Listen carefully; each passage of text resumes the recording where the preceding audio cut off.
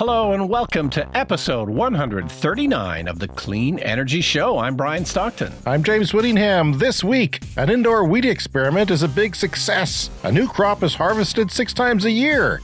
Wish my hair did that. Heat pumps are now mandatory in new homes in Washington state.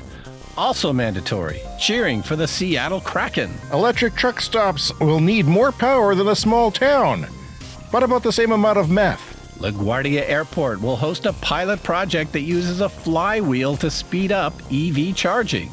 This partnership makes perfect sense because if there's one thing LaGuardia is known for, it's speed.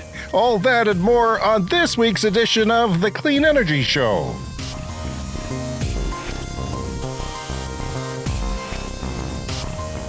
Welcome, everyone, to what I think is the best podcast on the internet, everywhere.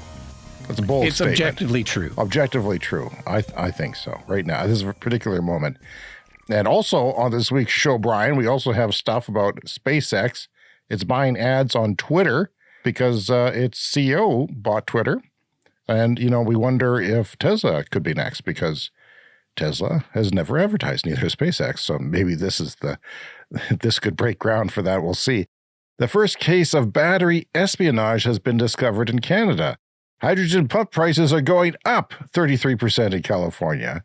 Half the world's fossil fuel assets could become worthless by 2036. So keep that in mind when investing today. How are you? I'm good. So just an update on my house. So I applied for the Greener Homes Grant here in Canada to do energy upgrades to my house. All right. Hoping to put in an air source heat pump, get rid of my natural gas. And so the first step of that is the blower door test and kind of home energy evaluation. And that all happened today.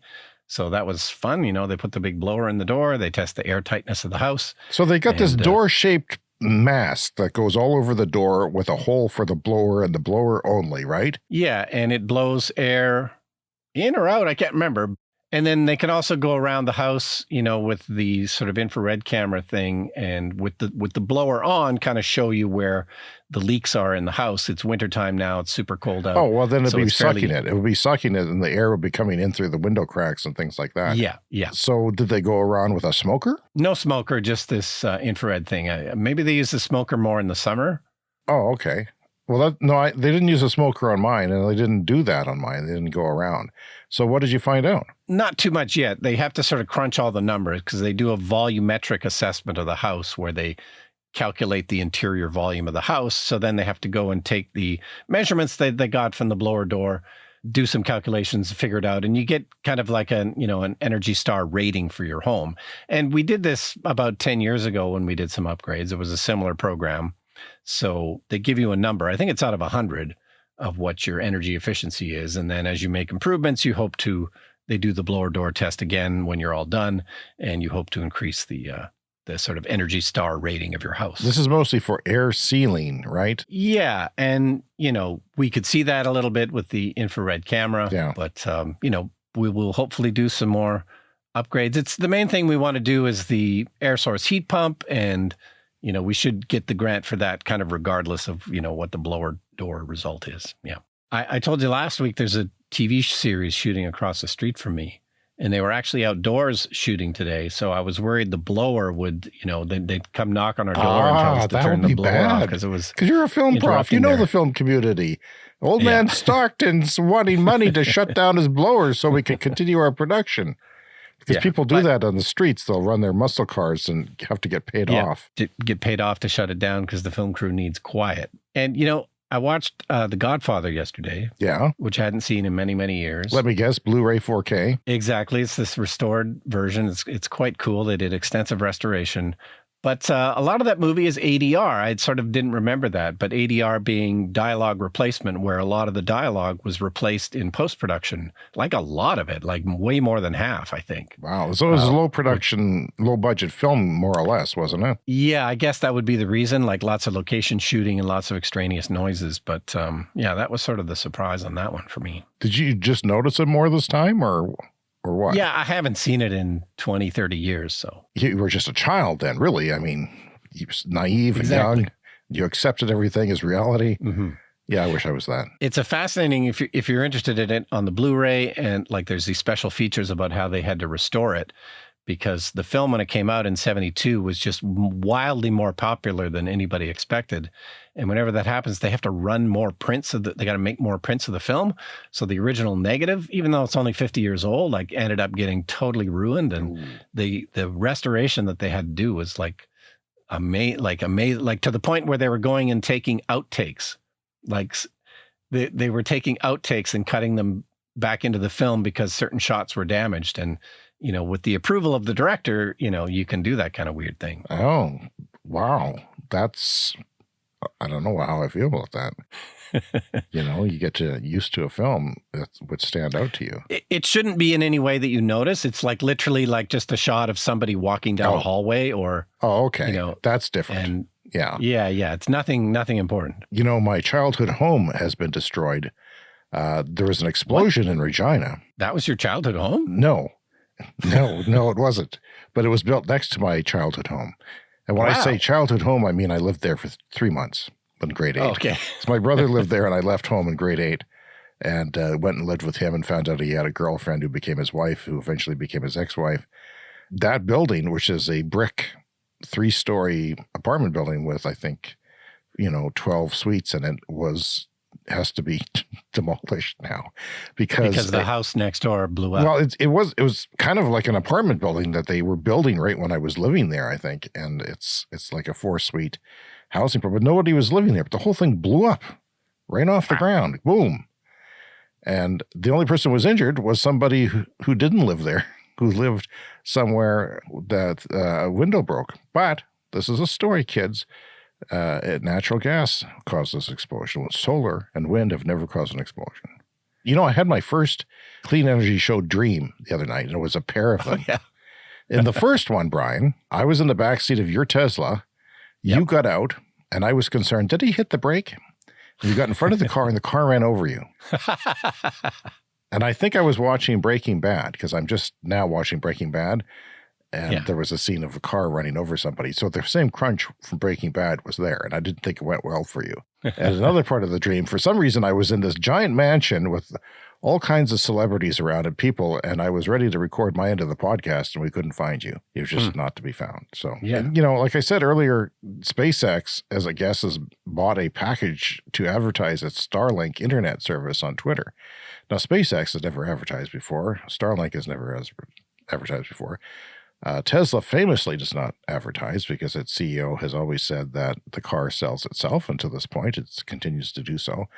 But I wonder, Brian, if, either to prop up the company he bought, or could this be the first time that Tesla actually buys advertising on Twitter? Could that happen one of these days? Well, the explanation I heard was that he wanted to test the efficacy of advertising on Twitter, so they also bought ads on like Facebook and Instagram at the same time to kind of see how the Twitter kind of advertising scheme works.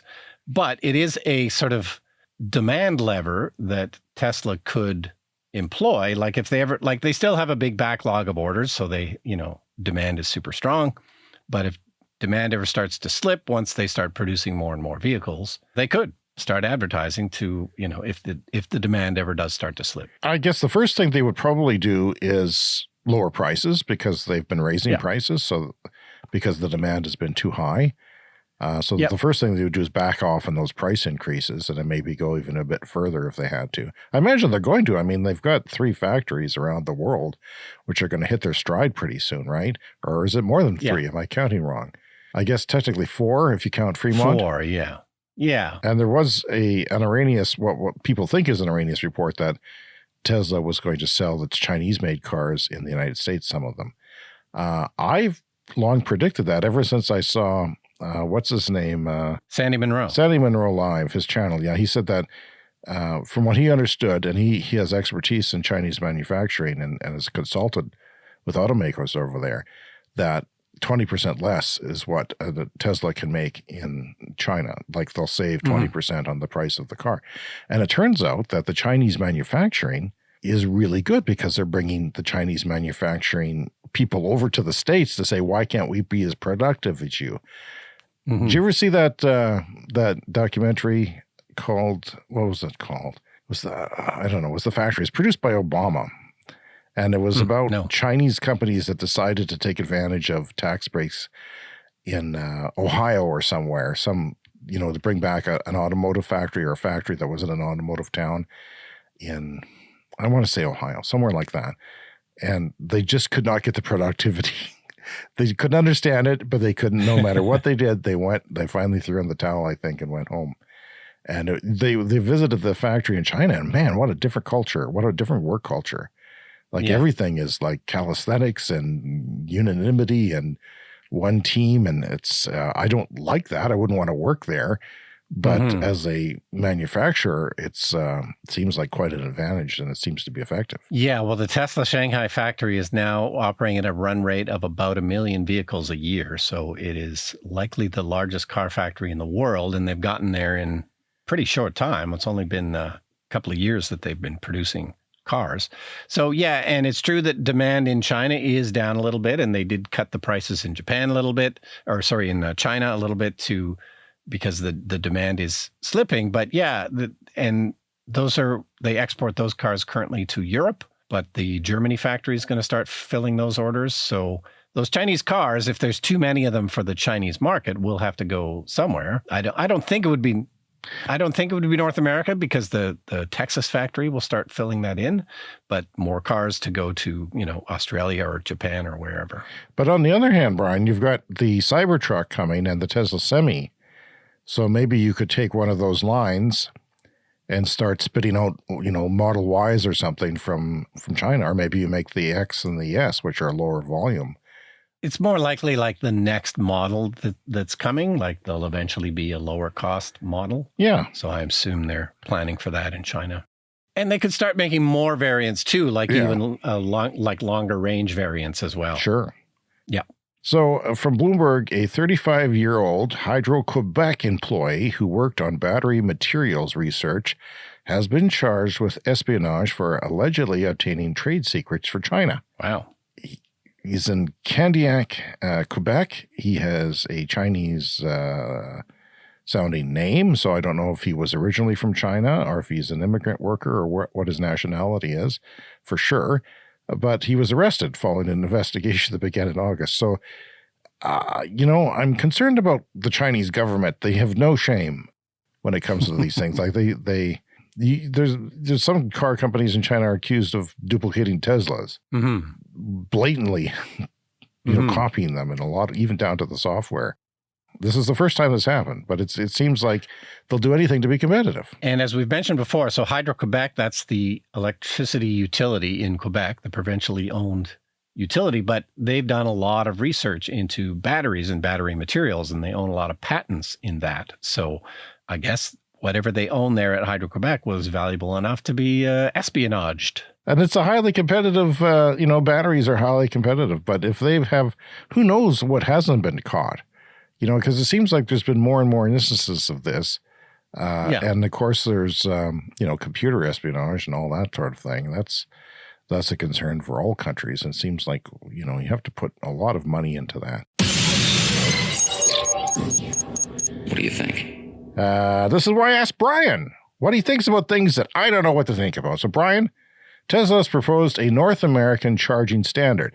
Now, those of you who are new to the game, there is basically two charging ports in North America, CCS and Tesla. Tesla has its own charging network, which is the largest and, most consistent, but it's got a different connector. So that's a problem. But it's amazing how great that connector is, right? Because it's small. If you compare it side by side to the what everybody else is using for all the other cars, my car included, it's like half the size. But it is basically, when you charge your car, you can do DC direct current fast charging at public charging stations, or you can AC charge at home. But what I didn't realize until today is they only have 2 pins on there that does both.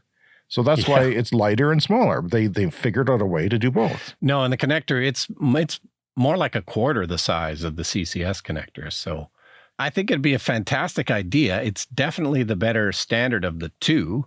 So if North America were to standardize on the Tesla charging socket, I think that would be fantastic. Question is, it might be a bit too late. Like Tesla could have maybe released this a couple of years ago. A couple of years ago. 5 years and ago. Had a better chance at this. Yeah. It's so disappointing.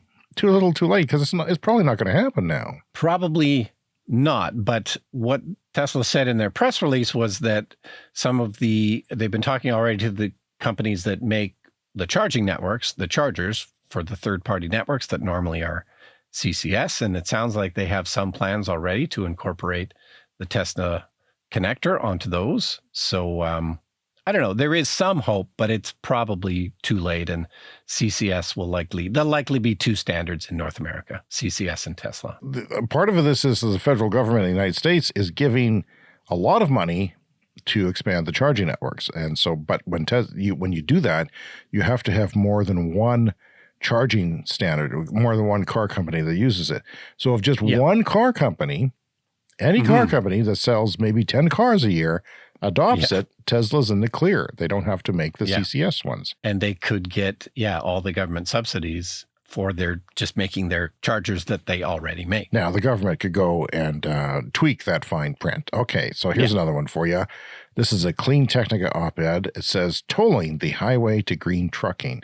Should tolls be implemented on combustion semi-trailers once EVs are on the road? Do you think that would be an effective way to do it? Well, I don't think you'll have to. It's kind of like the cost of running a combustion truck will already be more expensive. So there's already a kind of a penalty just for using one. So an extra toll probably not needed. I mean, what's needed is faster production of the electric trucks and get those on the road. So that's the thing this is assuming price parity, that they're going to, the cost of ownership is going to be the same. Right. Well, charging lithium-ion cells at different rates boosts the lifetime of battery packs for electric vehicles, so says yet another Stanford study. We have so many Stanford studies on this show. According to the study, batteries managed with this new technology could handle at least 20% more discharge cycles, even with frequent fast charging, which puts an extra strain on the battery. So basically, they're saying don't charge each of the individual cells at the same rate all the time, and that actually gives you 20% longer life. And 20% longer life, if you're talking about a fleet of cars, of 1 million cars that are robotaxis, or storage for the electrical grid that lasts 12 years instead of 10, the costs on those greatly changes. Like with doing this, basically a software tweak. So that seems to me, it seems like it's got a lot of potential if it works. Yeah, that's exciting. There's a lot that can be done with software. It isn't just the hardware components of a battery. Or the chemistries. Or the chemistries where you can improve the life. Yeah, it's, the software can have a big benefit. So Ford is officially the number 2 electric vehicle seller in the United States. And if you extrapolate out the 12 months of a year based on what they had in October, Ford would achieve 75,000 EV sales, which is what's Tesla at right now? Close to 1 million. Close to 1 million. So that's not much, but that's what your number 2 is. I mean, a lot of people wouldn't have picked Ford to be number 2 right now. They would have picked GM or more likely Volkswagen. And that points back to our previous conversations about the connectors. Standardizing on the Tesla connector has a fighting chance just because Tesla vehicles are so ubiquitous in North America in terms of EVs. Another thing I wanted to talk about is electric truck stops will need as much power as a small town. So as Tesla rolls out its Semi next month, hopefully, I think December 1st is when they're having the release. Are you looking forward to that one? Yeah. You think something special could roll out of the back of that truck? I hadn't thought of that. The Tesla e-bike, the robotic Musk. I don't know. I don't know. A new social media platform will roll out the back of the truck. Yeah, so it's adding pressure on the trucking industry to go green, but the grid upgrades must start now if the new era is to last. Yeah, this is from Bloomberg.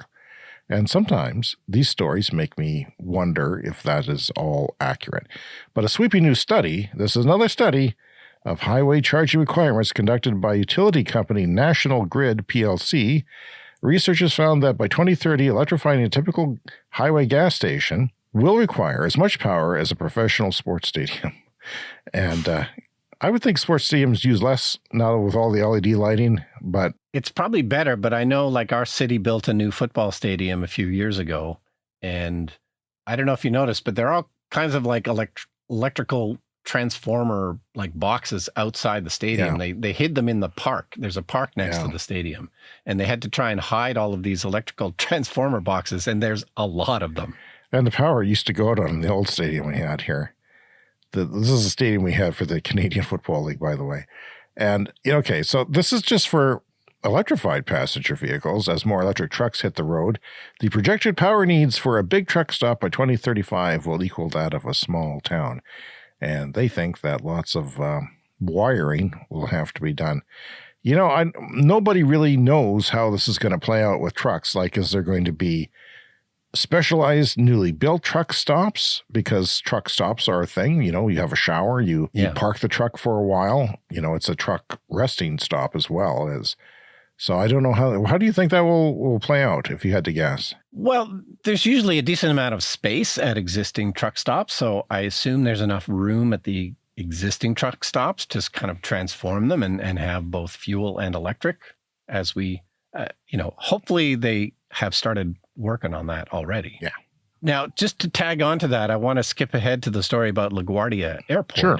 Because I think it sort of makes me think of the same issue. So there's a story here from Electrek about Zoo's Power that's got this machine with a flywheel, and this is being installed at LaGuardia Airport to facilitate fast charging of cars, rental cars particularly. And I bring it up because the reason this machine exists is that the power available in certain locations can be limited, right? Like, if these truck stops are going to need all the power of a small town, well, you don't necessarily have the grid infrastructure where you need it. I don't think this does an enormous amount, like it's not going to triple or quadruple the amount of power available. But the idea behind this Zoo's flywheel machine is that it literally uses flywheels. And we talked about this before. Some power plants use flywheels as well. It's literally just the momentum of a spinning wheel to help kind of even the power output of your, hydroelectric dam or whatever. Anyway, so I guess the idea being that you take a limited amount of power that might be available in a parking lot at an airport, and then you use this flywheel machine, and by spinning up the flywheels, you can increase the amount of power available. It's sort of similar to having batteries on site. I would think that's going to be the more normal solution, like at these truck stops, would be to put a big, battery pack, a grid storage battery pack at a truck stop. But this is a kind of a smaller and cheaper way to like add just a bit more power to like what's available for your fast chargers. So with Hertz ordering a couple 100,000 electric vehicles from Tesla and GM, I wonder how the infrastructure at airports is going to go. I mean, nobody's panicking about that, but I mean, that's going to have to be built up, presumably. And larger airports will have a lot of cars sitting there. With batteries, you would have the chance and the load demand, because most flights happen, 6 a.m. to midnight or whatever. You could have 6 hours to, when people aren't taking those cars, maybe to charge up the batteries for the next day. Yeah. And that would, I think I can see that being an important thing, unless they have some off-site, like just off the airport type of, parking spaces for charging. Yeah, and like our parking spaces here in Canada at our airports, like a lot of them are probably already electrified where we live because it's super cold in the winter, and so you have plug-ins for block heaters. So at least there's power running to these parking lots, whereas, of course, in many places there would be no power running there at all. Half the world's fossil fuel assets could become worthless by 2036 in a net zero transition, so says an article in The Guardian that I read. $11 trillion in fossil fuel asset crash could cause a 2008 financial crisis, warns a new study. I don't care. Yeah. That's my hot take. I don't care. Yeah, it's something I really wonder about and think about. Like, obviously, these assets are going to become stranded and worthless at some point, or at least, the values start crashing at some point. But at, what point does that start to happen? Is it 2 years from now? Is it 6 years from now? Is it 20 years from now?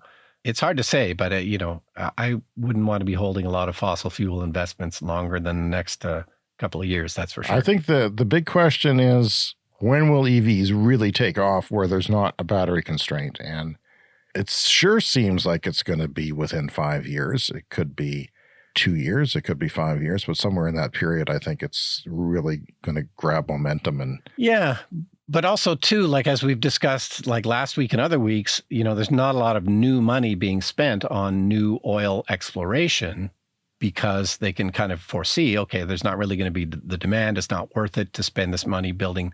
So that does mean that, the supply of oil will be kind of naturally constrained if the system doesn't expand. So it could be that as the, oil industry shrinks, the production shrinks. And if the production shrinks enough, then the price stays up. So countries that are slow to decarbonize will suffer, but early movers will profit. This is something we say on the show all the time. You have to move now. And our jurisdiction is not great where we live. We live in fossil fuel country with a mentality thereof. And our country as a whole is starting to make some moves, but, we're basically a fossil fuel country in Canada and even the United States to some extent. But it finds that renewables that are freed up investment will more than make up for the losses of the global economy. So you're freeing up a whole whack of investment that was going into fossil fuels that can go into other things and expand the economy that way. And, just the renewables themselves will save money, of course. So it highlights the risk of producing far more oil and gas than required for future demand, which is estimated to leave 11 trillion to 14 trillion in stranded assets, which is a lot of stranded assets, Brian. And also, as we always say, we predict that governments are going to have to, and therefore you and I are going to have to pay for the cleanup of some of these wells as well. So the most vulnerable assets are those in remote regions or technically challenging environments. Most exposed are Canadian tar sands in northern Alberta, U.S. shale, and the Russian Arctic, followed by deep offshore wells in Brazil and elsewhere. And North Sea oil is also relatively expensive to extract, and it's going to be hit when demand falls. I'm worried about this because it could affect us as being an oil part of the world. It says, in contrast, current oil, gas, and coal importers, such as the EU, Japan, India, and South Korea, will reap hefty economic dividends from the transition because they will be able to use the money they save on spending. Those places spend gobs of money. We get our gas cheap here in North America, but they're spending gobs of money on fuel purchases, and they'll be able to use that money to invest in their own, in their own economies. And the lead author of the report said, in the worst case scenario, people will keep investing in fossil fuels until suddenly the demand they expected does not materialize and they realize that what they own is worthless. And we could see a financial crisis on the scale of 2008. Houston, Detroit, it could have the same fate as Detroit did, when the car industry collapsed earlier in this century. So, it's got to be carefully managed. And if you don't accept that all this is going to happen, like people around here, it's going to be a problem. That's what I have to say about that. Yeah, and when your oil is expensive to extract, like it is in the Alberta oil sands, that stuff will be the first to go because you won't be able to sell it at a profit. So you've got yet another heat pump story. Heat pumps are the item of the year, I say. Yes, absolutely. No, it's amazing how even when this podcast started a couple of years ago, it was barely in our vernacular. It was barely in the vernacular. Yeah. And now it's everywhere. So yes, Electrek is reporting heat pumps are now mandatory in Washington state for new homes and apartments as well, from July 2023 onward. But the thing that I think is interesting about this, and it's not really mentioned in the story, we talked about the incredible heat wave that happened last summer on the west coast of North America. So Seattle area, Vancouver area, they just an unprecedented heat wave because of climate change. And so many of those homes and places and businesses and apartments are not cooled. So this is the other benefit of this. So not only do you start heating your homes with electricity, but you also in Washington state now are adding essentially mandatory air conditioning which especially if it's, low income apartments or something would be a godsend for people who aren't, hopefully won't. I mean, there was literally thousands of people died from the heat stroke on the West Coast last summer. Well, that's an interesting take. They're in a region that doesn't have air conditioning, and yet with climate change, we can see this happening a lot more often, and now they'll be prepared. That's an interesting aspect of the story, and I have to wonder if it was even part of the planning. No, I'm not sure. I mean, it depends on when they started talking about this, but one of the great benefits is of a heat pump, heating and cooling. You get both in the same machine. So, why just put in an air conditioner when you can put in an air conditioner that also runs in reverse and can heat your home as well? And for people who are new to the podcast or this type of thing, heat pumps are reverse air conditioners, essentially, that transfer heat from one place to another, like inside the house to outside an air conditioning, or outside, even if there's a little bit of energy in that air, it takes it out. And the idea is to use electricity, which instead of natural gas, right? If you're heating, you want to use electricity, and this is the most efficient way to do it.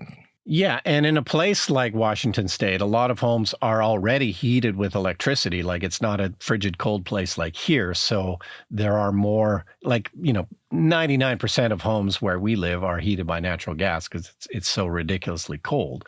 But in a milder climate, you might have electric baseboards in a lot of homes. So it is something like 50% already are heated with electricity in Washington State, and this will eventually get it up to 100%. Yeah, that's very interesting, and a very interesting side effect of going green and using solar and wind and so forth for your heating, that you will actually probably save lives from a government policy in future heat waves. Who knows when those heat waves will come, but they're going to come more often, those once in a century type heat waves, or once in 1,000 years or 500 years, whatever it was.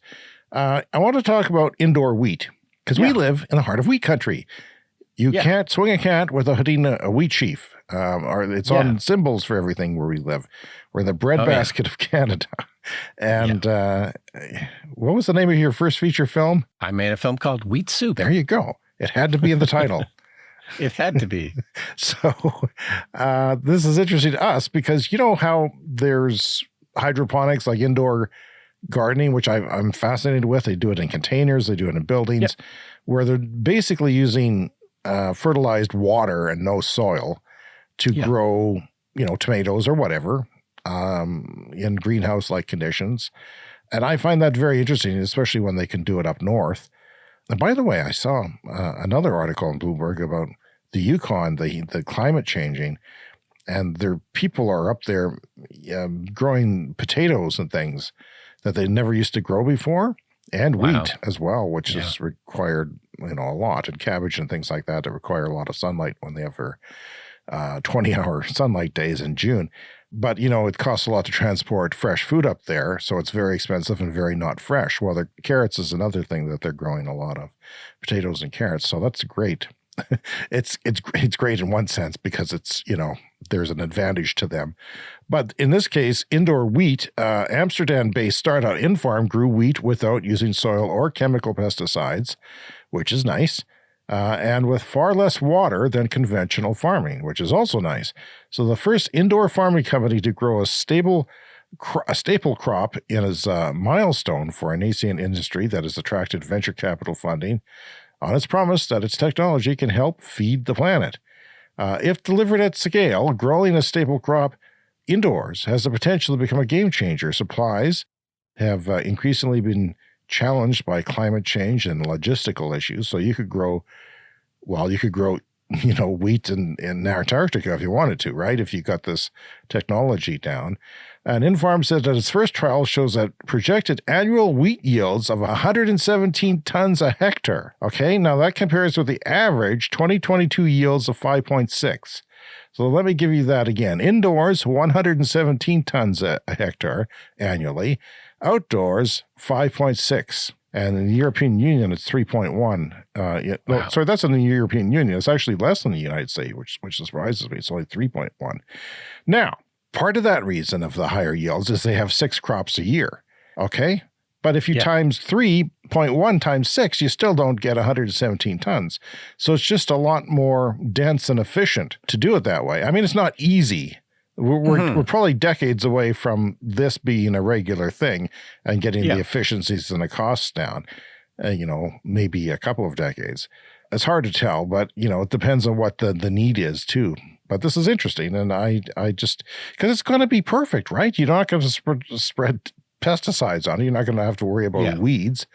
It's just going to be pure indoor stuff and locally delivered. No, and the more things, of course, you can do locally, then the more transportation that you can eliminate. So many things now that, our produce at the grocery stores just shipped in from incredible distances here. But if, all that stuff could be grown locally, it would just be so much more efficient and just kind of save all that energy. I mean, theoretically, you could, in the middle of a desert in Africa, start up an operation like this and make flour or make, proteins for food. Yeah. Basically, you would need water, but you wouldn't need as much of it. So if you could, use solar to desalinate water, you could put it anywhere. You could put it in, because, we transport all of our grain by ship, or, which goes by train from the center of the continent out to the coasts and then onto ships. And the more I don't think that this is going to completely replace grain farming, but it could augment it, maybe 100 years from now it could replace it. But, in the near term, this is basically saying that it could just fit in, reduce the challenges of supply and, in certain situations. So now there's a lot of land will be required to produce this. Wheat cultivation takes more than 216 million hectares of land, more than any other crop. So wheat takes a lot of land, which we have a lot of land here, a lot of flat land. Most of our province is filled with wheat fields. It's kind of insane. So they would require very large indoor farms exceeding the area of all the wheat in France, I think. But, they said it could potentially increase its yield by another 50% in the coming years, thanks to better technology. So it could even be 200 times or 200 tons instead of 3 tons. So that's interesting. Yeah, once they learn what they're doing and tweak it, and software can play a part, perhaps. It could be amazing. Okay, so story here from Hydrogen Insight. And this is about hydrogen pump prices in California. So this was something I just had never thought about before. Now, hydrogen fuel cell vehicles do exist. James, take a guess. How many hydrogen fuel cell vehicles do you think there are in California, which is currently one of the main markets for them? 410. There's 10,000. Okay. Which is not bad. It's kind of more than I expected. And there's a series of What's that? They're not all the Toyota Mirai. What are these vehicles? There's a Toyota Mirai. There's a Hyundai that's really nice. I forget the name of it, but there's a big Hyundai SUV that's a hydrogen vehicle. They've sold a few of those for sure. Okay. But so there's hydrogen fueling stations in California, not in too many other places. But I just was interested in this because, yes, recently they had to hike up the price at the pump of these hydrogen, up 33% in California. This is a fairly big price jump. So just in terms of the price per mile, I thought this was really interesting. So right now, 30 cents a mile is basically what it costs you to drive a hydrogen vehicle in California, roughly. In a gasoline vehicle, down to 22 cents. Okay, California has the most expensive gasoline in North America. Yeah. Well, it's probably more expensive here in Canada. Is it? Because I went there. It was pretty damn expensive. That was a few years ago. So 22 cents for gas per mile and 30 cents per mile for hydrogen. And plus you spend a whole bunch more money on your hydrogen car than you do a gas car. It's some serious technology. And then if you're driving an EV and you charge it off the grid, you're down to 7 cents per mile. If you have to use a fast charger like a Tesla supercharger, then you're up to 13 cents per mile. But that's compared to, 30 cents a mile for driving a hydrogen car. So I just wasn't totally clear on that until now. The actual cost of driving a hydrogen vehicle is, more than gas, way more than electricity. Now, theoretically, if we were to super build out the hydrogen infrastructure and kind of get that all pumping, again, locality is a key to that. Like if each city had its own, hydrogen plant or whatever, or you had even smaller ones at the filling stations making the hydrogen there, that would reduce costs a lot. But, for right now, it's super expensive to fill up with hydrogen, and I don't see that coming down anytime soon. And, the days of hydrogen fuel cell vehicles is probably numbered. If we had no other option, Yeah. we would be going full steam ahead with hydrogen and trying to get that. Does it still take a while? But we would be trying to get green hydrogen, and then we would be trying to get that green hydrogen price down so that it would be cost effective. But since we have an alternative to that called battery electric vehicles, then, and electricity is also expensive in California. So if you compare this to other places, it would be even a larger variation there. And as we've said, so obviously the electricity for charging your electric car comes from the grid, and there are certain shortfalls at places perhaps like truck stops that don't have enough grid infrastructure. So it's far from perfect, but any electrical outlet anywhere in the world can charge an electric vehicle. So that's just an insane advantage over these very rare hydrogen stations. Yeah, and they're expensive, and transportation and processing of hydrogen is also an issue. So Amazon is getting heat. We get heat for not talking about e-bikes sometimes. Well, Amazon is getting heat for selling kits to override speed limits of e-bikes. Now, this is mostly happening in Europe. Right. Because there's more restrictions in Europe. Europe has, strict electric bike laws that limit electric bicycles to a sluggish 25 kilometers an hour, or 15.5 miles per hour. Even an old man like me can go that. Well, I can't go 25. Actually, it takes the work to go 25. Yeah. So, that is kind of cool. But solutions range from an electromagnetic modifications or chipping, quote unquote, that can remove digital speed limits. So people do that with cars sometimes, to hardware hacks that trick the bike's speed sensors into thinking it's going slower than it truly is. And I haven't been able to find out exactly how that works. So I'm kind of curious. Yeah, I thought maybe you had done that on your bike, where it's like you change a setting and it messes up the speedometer, so it ends up sending you faster than it's supposed to. What you do is you change the wheel size on your bike. This didn't work for mine. It was supposed to. But my bike manufacturer has been kind of savvy to all the tricks. So by the time I get to them, they've figured it out and have eliminated that. But yeah, if you have like a 29-inch wheel and then you tell it it's a kid's wheel of half that size, then it thinks that one rotation is actually going a shorter distance. And then you won't have a proper speed. And I have that Fido electric folding bike, and I looked on the internet, and apparently there is a hack that you can do by sort of like pressing a certain combination of buttons on the little kind of like remote screen there, where you can hack it to go faster, but I haven't tried it. And with mine, it was a code. It was like an 8-digit code that you could type in at a certain place. And that one also did not work. I was curious, but I think the longevity of James is more important than the thrill of maybe trying out a 50 kilometer an hour. That's probably all my bike could do if it really wanted to. And it would take a while to get there too. The important thing to remember in all this is you probably don't need your bike to go any faster. No, but what does my bike do? My bike does 32 instead of 25. So that's the next level up. I think that's about what mine does. And that's pretty fast. And like I've said before in the show, I get kind of uncomfortable at that speed. And yet, some other bastard on an e-bike passes me and I think, I wish I had more speed. I start pedaling, which you can do apparently. You can pedal, pedal and use the e-bike part. Well, anyway, it's, I guess, e-bike hot rodding, as it's called, is much less common in the United States, where e-bikes are permitted to go up to 45 kilometers an hour. That's the United States. You can have guns and fast e-bikes or whatever you want, tanks. Yep. Cruise missiles. No, and modifying your car, take out the pollution controls, although they have been cracking down on that lately. Oh, it's time for the tweet of the week. This is where we pick a tweet. And this last week was from Tony Seba. It's going to be from Tony Seba again. Okay, I'm sorry. Tony Seba is kind of one of our main people that we follow on the show here. Now, this was a person who was responding to how 5 million, what Tony calls precision fermentation. This is the future of food, he believes, that will be disruptive based on price.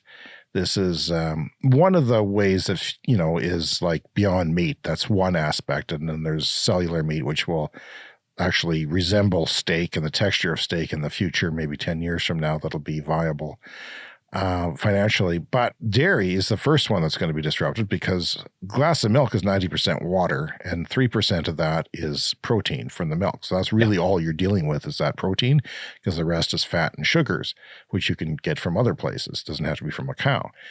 So as they, make these things in like brewery-like buildings and disrupt milk, he says there's 5 million dairy cows in New Zealand.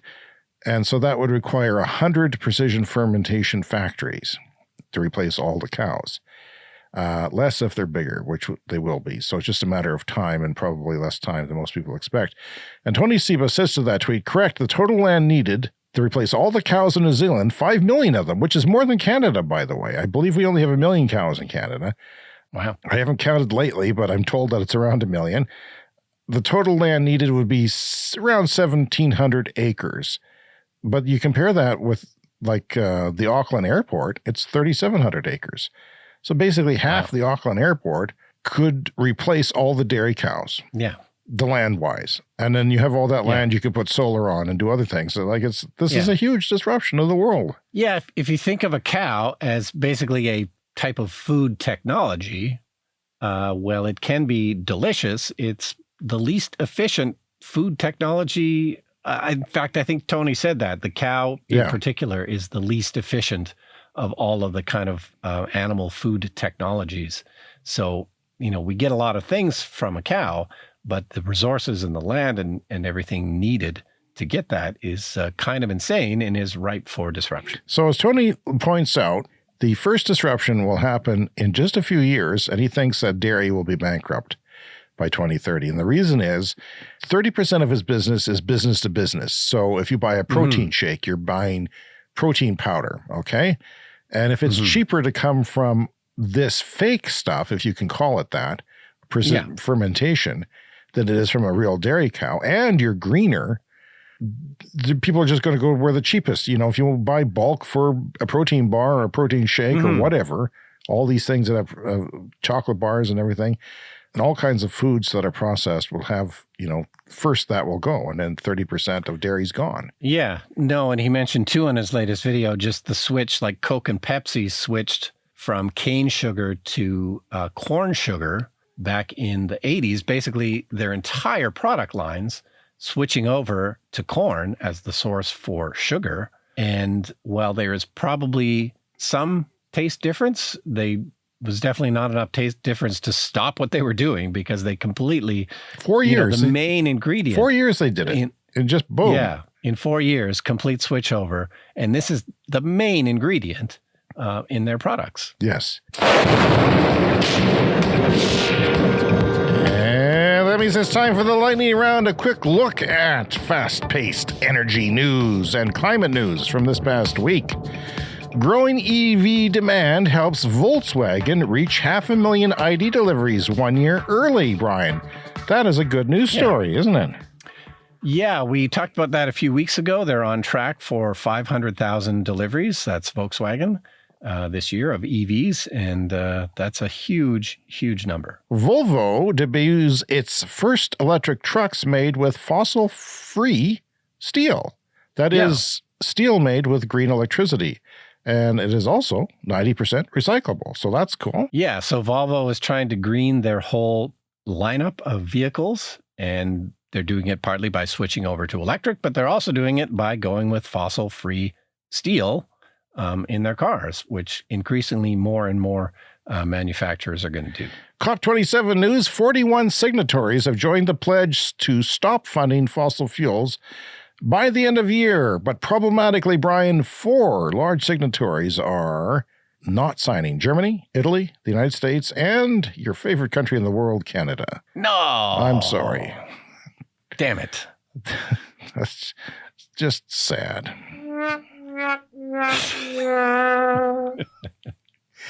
Can't overuse that, can I? Okay, it's time for a CS Fast Fact. Toyota has sold 4.7 million Priuses to date. That's no easy feat. Tesla did 3 million, but total, yeah. That's to date over the last 10 plus years. 4.7 million Priuses are on the road, but nobody buys them anymore. No, did you see the stat of like they at one time they were selling 500,000 Priuses a year, and it's down to 86,000 or something? Yeah. It's because nobody, people who bought them initially wanted an environmentally friendly car or to save money. Yeah. The best way to be environmentally friendly or to save money is to buy electric now. Or at least, electric hybrid. But anyway, solar power already saved China, India, Japan, South Korea, Vietnam, the Philippines, and Thailand $34 billion American in potential fossil fuel costs when, in the first half of this year, first half of 2022, $34 billion saved in fossil fuel costs. We're just getting started. That's astonishing. Yeah, I mean, spend your money on solar, and then you won't have to spend it on fossil fuels. The U.S. will finance about a third of the $9 billion Romania needs to build 2 nuclear reactors. That's a lot of money. They're getting it from the United States, which seems like a bad investment. 2021 has seen record high sales for heat pumps. I thought I would mention this. Globally, up 13%. Okay, that's everywhere in the world. Europe is up 35%. I wonder why, Vladimir. The U.S. is up 15% and China 13%. So this heat pump thing is starting to, and if whoever makes the most and the best heat pumps, put your money in them because they're gonna pay back. No, and I assume that I haven't seen announcements, but I assume that there are heat pump factories being built as we speak. And I don't know. We always hear battery factory announcements and things like that. I don't hear heat pump factory announcements, but presumably it's going on because the demand is huge. Biden's Inflation Reduction Act had money for developing better heat pumps too. So there's going to be some R&D in there. Friend of the show, Greta Thunberg. I'm kidding. She's not a friend of the show, but we're working on it slowly. A Global Witness found that more than 600 people are at the talks in Egypt at COP27. They're linked to fossil fuels. 600 people there are linked to fossil fuels. And Brian, that is more than the combined delegations from the 10 most climate-impacted countries. Barf! We're at a critical stage now where we got to say no to fossil fuels. Just say no. And we got to stop the greenwashing. We got to stop the BS right now. No time left. From Tennessee Valley Authority, that is the one of the grids in the southern U.S., the 3 giant cooling towers at the retired Paradise coal plant in Kentucky came down this morning, well, it was a few mornings ago now, as demolition efforts continued at the site. And they say we are striving for a cleaner and more efficient energy future as we are building the energy system of the future. And by God, Brian, we have a clip. Fantastic. Here's the initial charge. The towers are collapsing. They're coming down completely now, and they're gone. Another one bites the dust.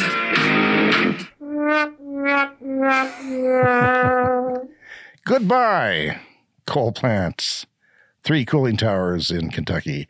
A grave risk of winter blackouts, speaking of nuclear, is happening in France because electricity prices have surged past €1,000 per megawatt hour as more nuclear reactors are closing in France. As if enough hadn't closed already. What this means, Brian, is on a cold January day, France needs around 45 gigawatts of nuclear energy. And one day last week, there was only 25 available. Yeah, and there was a lot of reactors down, or at least down partially for repairs. So the amount of electricity from nuclear in France dropped 34% year over year in October. Just less power available from nuclear, which everyone always says is like reliable baseload power. That's one of the reasons it's promoted. Well, it's not reliable. It's not reliable here. But it's not exactly that. It's the pipes, the cooling pipes that are structurally problematic and cracked, and they realize that they're all bad. So they have this, and it apparently takes a while. It's not, they've hired like 100 contractors to go in and fix this, but It's not that easy. Finally, this week, Brian, Japan's government wants to remotely control private air conditioners to avoid power outages. The Japan Times points out that the government committee is currently working under the concept that the government would only be able to turn down AC units if individual owners have agreed in advance to grant them that authority. This is something we've seen about the third time now on the show. Yeah, and in Ontario, they're working on this. Here in Canada, where remote control. California, they do it with text messages where they just tell everybody to stop using so much AC. But this works, and no one really suffers if you shave a degree or two off your air conditioning for an hour and save it's much better than a blackout where you have no air conditioning. So that's not so bad. That is our show for this week. Next week, I'll be talking about the new Toyota Prius lineup that will be announced between now and then. And what excitement that'll be, because I need a car badly, Brian. Mine's starting to fall apart. My Prius is getting long in the tooth. How disappointed will I be? Tune in to find out. Maybe I should sell you my car. Would you buy my Tesla? Well, I would. The street price for that Tesla, unless there's a murder in it, is not going to be good for me. So, well, what if I gave you a really good deal? I'll take 2. Why would you want to throw away money? It's not the form factor you want, I guess. But I don't care. I would take a Tesla. What would you do for a new car? Buy a Y? Yeah, something like that. Yeah. Yeah. What kind of? You thinking about it? Starting Possibly. Wow, that's interesting. What are your interest rates? and how quickly do you break legs? We'll sign over, make it a 20-year loan. That's pretty much what it would have to be, I think. Anyway, everyone out there, we thank you for listening. We do appreciate you, and we'd love to hear from you. So contact us with anything that's on your mind. cleanenergyshow@gmail.com. We are on social media with the handle Clean Energy Pod. We're on TikTok. Check out our TikTok channel. Don't forget to check out our YouTube channel too, because, why not? Sometimes you might want to look at things that are shiny. And you can even leave us a voicemail where we get to hear your voice, which is always a thrill for us. Speakpipe.com/cleanenergyshow. Remember, subscribe if you're new to the podcast so that you can get new episodes delivered every week. And Brian, I look forward to next week. Yeah, see you next week.